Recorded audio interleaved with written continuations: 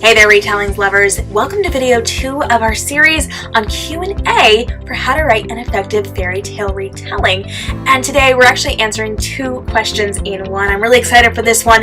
The first question I got was, what is your best advice for what not to do when writing a retelling? And there's quite a few things we could throw in here, but I kind of want to touch on some of the main ones. And that would be, don't just do the exact same thing as the original. You should always have a spin on it. You should always have a unique take. You need to build it out. You need to add characters in, change some of the settings. You have to do something to shake it up a little bit and help readers to see they didn't actually know the full story of those fairy tales, those nursery rhymes, those legends that we heard growing up. And so you have to kind of expand and build and create your own world within the story that we all know and love. But that brings me to the second question that I got, and that is, are retellings kind of one of those things where you pick one plot point and then everything else should be different? The answer to that is absolutely not. If you're just using one tiny little thing from the original retelling and nothing else, is that actually a retelling, or is it just a story that happens to have a similar plot point? The truth of the matter is, with retellings, you do need to hit on quite a few of those plot points, quite a few of those characters.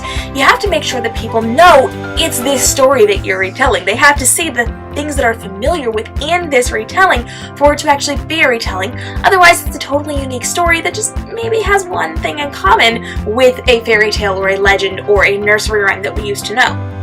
So that actually brings us to the question, how many plot points should you be using when you are writing a retelling? And we're going to answer that in our next video, so stay tuned. Video 3, we're going to be breaking down what plot points and how many plot points you should be using within your retellings as well. But thank you so much for writing in with those fabulous questions. Best advice for not messing up your retelling: make sure that you're being original, but also make sure you have a lot of the familiar points in there so that people recognize your story as that story when they start to read it. I'm K.m. Robinson. You can come hang out with me at k.m.robinsonbooks.com and at k.m.robinsonbooks on Facebook, Instagram, Twitter, Snapchat, IGTV, and YouTube. And if you've got questions about writing an effective fairy tale retelling, feel free to drop those down below, send me a DM, send me an email, and I will happily get those answered for you. And stay tuned, because there are more videos inside of our fairy tale retelling Q&A video series right here on the author platform for K.m. Robinson. Thanks guys so much for joining me. Until the next video, stay inspired.